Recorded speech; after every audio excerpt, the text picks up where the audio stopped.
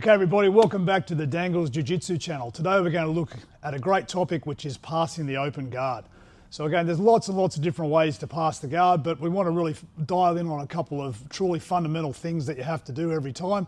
One is to make sure that they can't connect their feet to our body. So if they're attached with their feet to our body, they can push us away, they can lift us and move us around. So our number one goal is going to just have a quick look at how we can make sure that that's not going to happen. And then from there, we need to limit their hip mobility. So one of the best ways to limit their hip mobility is to try and pin their hips to the mat. And we can do that by stapling their thigh to the mat. So we're going to look at 4 simple ways that we can do that from that position. So I'll get Roy just to have a lie down for me here to start with, please. Just come this way a bit, mate, if you can. That's good.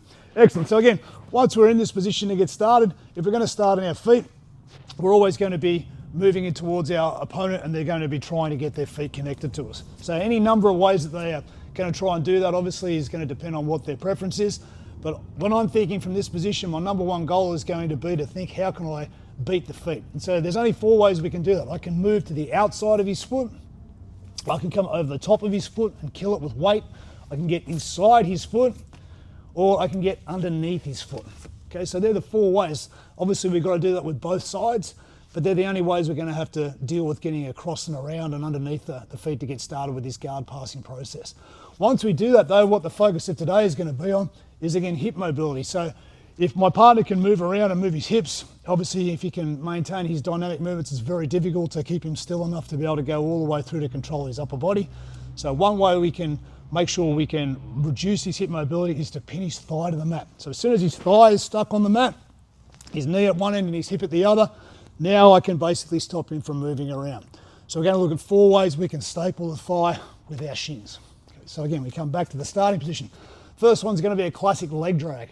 So if I'm here, as soon as I get outside his foot here now, I can use this shin here to move across, and I can drop down here now, and I can staple his thigh to the mat. So as soon as we do this, there's a number of different things I can do with my hands here. I can project my weight forward. I can come and control his biceps so he can't post up from here.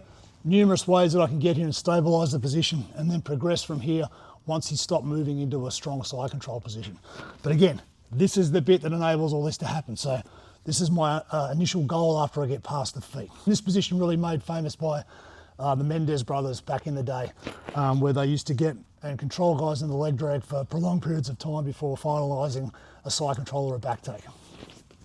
That's great. So again, that's starting outside the foot and working into that leg drag position. Now again, I might be trying to go outside, can't manage to do that. Next option I'm going to do is to come in and go over the top of the foot.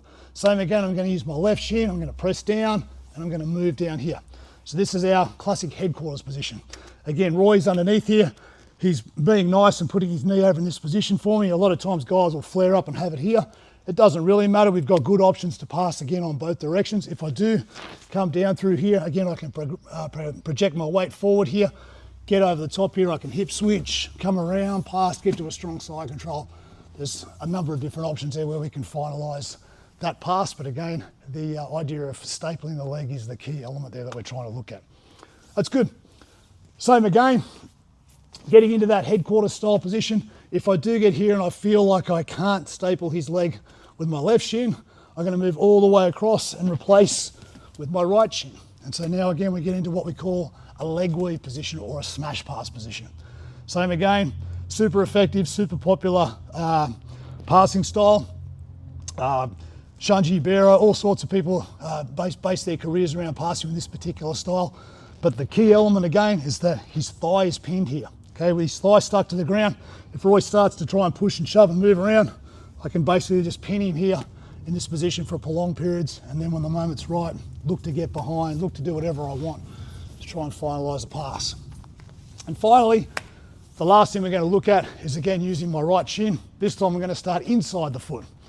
So we're here, I managed to get my right leg inside his foot, and now I've got the ability to move across and I can use a knee cut.